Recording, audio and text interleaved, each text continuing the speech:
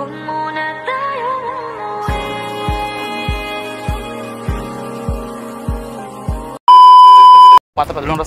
Hello guys! So TG kami ngayon, TG. So hindi na kami nag-OT. So pumasok kami kanina alas 2, umuwi lang kami ng alas 10. Sa Shiburi, long time no see. TG. Iyak na yan. Kasama ko si Charles, magbibisikleta kami ngayon. Pauwi. No, nandito kami ngayon sa Hanisei, or tinatawag namin na locker. Yan yung locker namin dyan. Dyan. Locker namin yan dyan. Na, Hanisei yung tawag dyan. So, part pa rin siya ng airport, Terminal 3. Yan ang bike natin, guys. So, ang daming bisikleta. So, ito yung bisikleta natin. Si Zeus 102 kasi may 101 tayo na Zeus 102. Charles, let's go, Charles. Let's go. Ito si Charles. Ito yung sinasabi ko sa inyo, guys, na first timer dito sa Japan. Laki ng sahod nito kasi first timer. So sa mga nagtatanong dyan kung anong requirements si Charles, bakit sa first timer dito sa Japan, so naipasa lang naman niya yung GLPT N4. Wow, sana all N4 passer.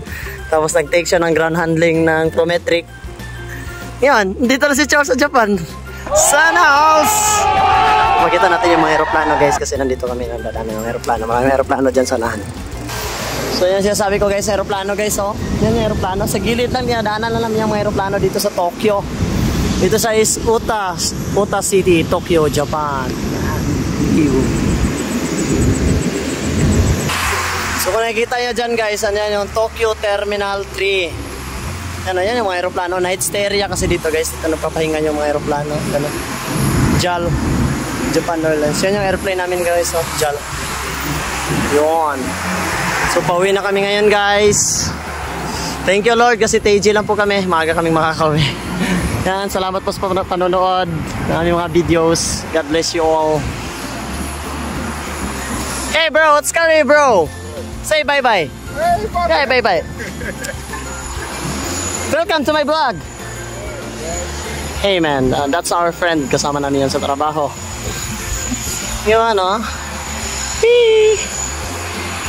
So dito naman, guys, dito yung Haneda Innovation City, Haneda Innovation City. So maraming magagandang tanang dyan. Eki yan dyan.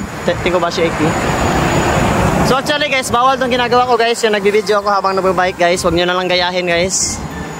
Parental guidance. Huwag nyo gayahin to, guys. Kasi pag nahuli kayo sa pulis, patay kayo to. Kahit magaling kayo mag-Japanese, bayad pa rin daw kayo. Yan o, airport, guys. Oh. So huwag nyo gayahin itong ginagawa ko, guys. Nagbibideo sa daan. Kasi bawal po ito.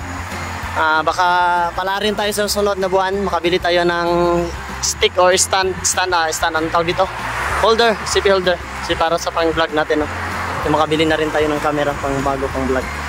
So yun, guys, I hope na nag-enjoy kayo sa panonood part na ito ng airport. God bless you all, God bless you all, God bless you all. Mabuhay kayo hanggat gusto nyo. Char.